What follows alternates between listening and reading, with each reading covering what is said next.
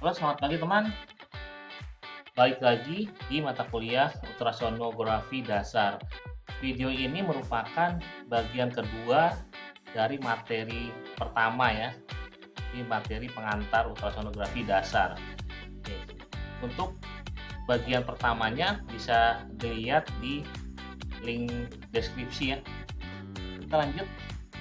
Pada bagian ini kita akan menjelaskan tentang piezoelectric effect. Seperti kita ketahui, ultrasonografi gelombang ultrasoniknya dihasilkan dari kristal piezoelektrik yang menghasilkan piezoelectric effect.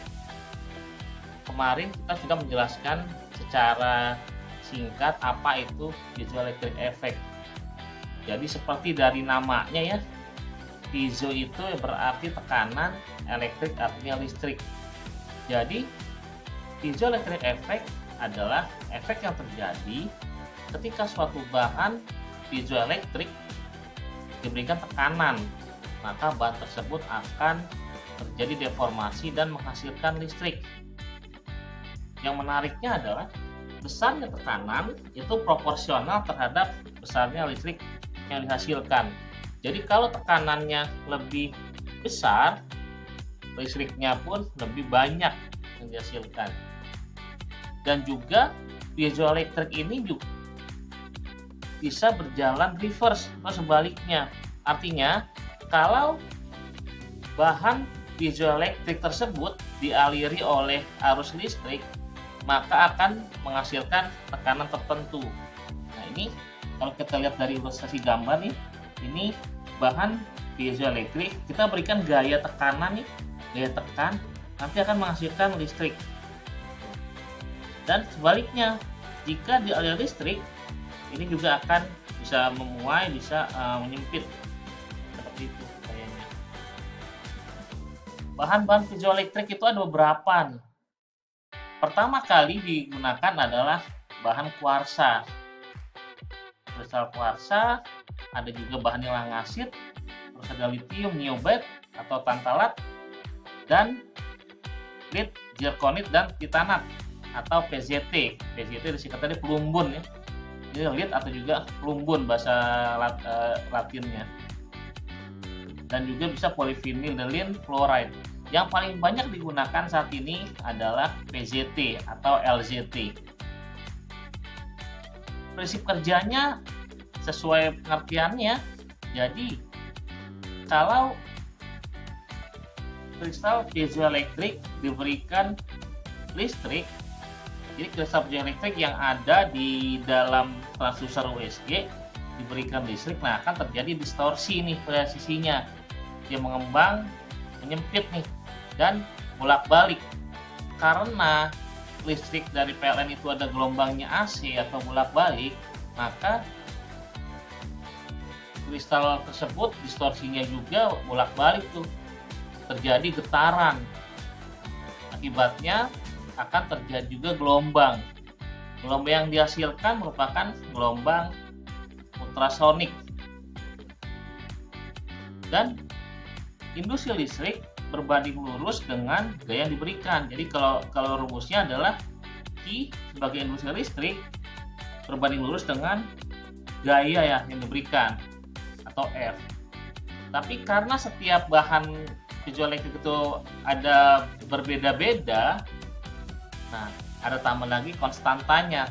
Konstantanya tergantung bahannya, misalkan apakah pakai PZT atau pakai kuarsa atau pakai langasit tadi. Oke.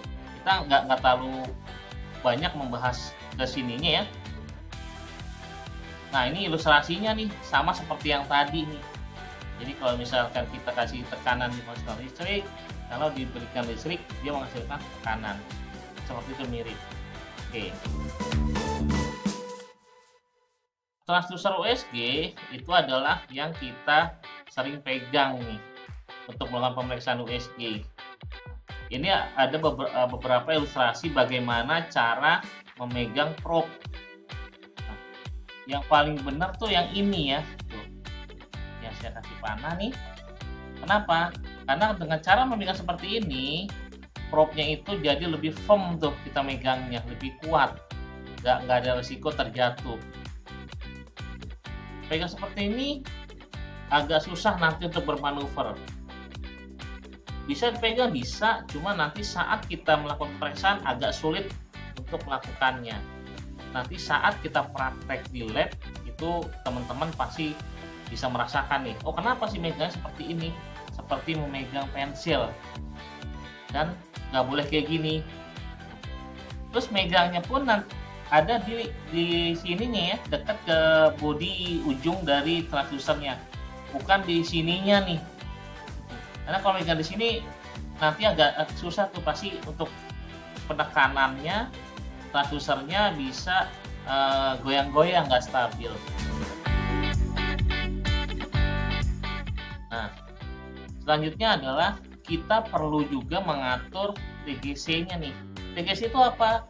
TGC adalah time gain compensation, atau bisa juga disebut time gain control. Nah, ini kita atur nih yang TGC yang seperti ini. Jadi kita bisa ngatur seperti ini atau bisa miring seperti ini, tergantung dari organ yang kita lihat. Makanya kita harus selalu atur. Fungsinya apa? Untuk menyeragamkan tampilan citra ultrasound. Jadi gambaran itu nggak belang-belang, nggak ada yang atasnya putih, bawahnya hitam, putih hitam gitu. Jadi kita seragam, lebih enak dilihatnya. Untuk pengaturan TGC itu nggak ada pakemnya ya, misalkan ini harus ke kanan semua gini atau harus miring seperti ini, nggak juga, tergantung dari objeknya. Karena setiap orang itu density organnya tuh beda-beda, nggak bisa sama persis. Terus kita juga perlu mengatur fokusnya nih.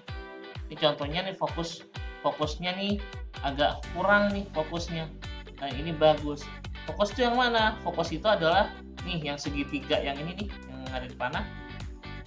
Yang ini pas di sini. Kenapa yang ini bagus? Karena kita ini mau lihat janin nih. Ini contoh janin ya. Ini fokusnya ada di janin. Ini lebih jelas organ yang kita mau lihat.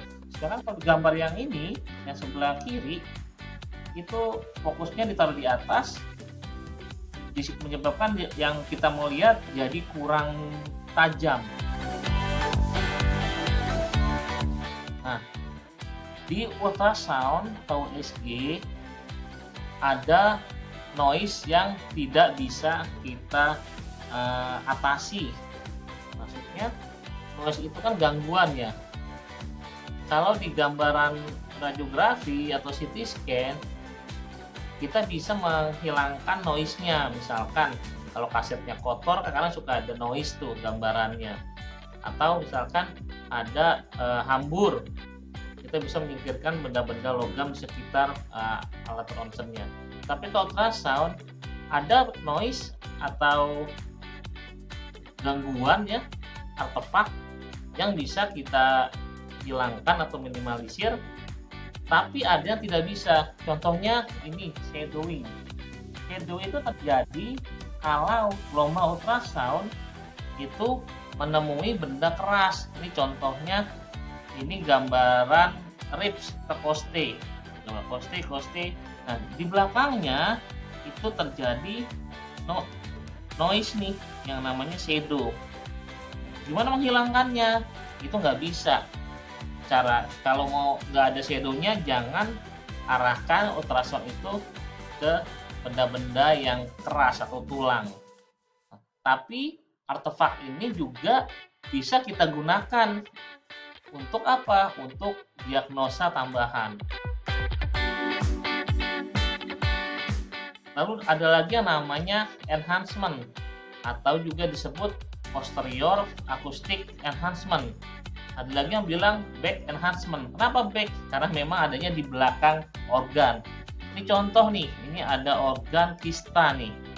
Ini gambar USG payudara ya. Di payudara ada kista. Nah, di sini ada kista, di belakangnya itu jadi lebih hyperechoic nih.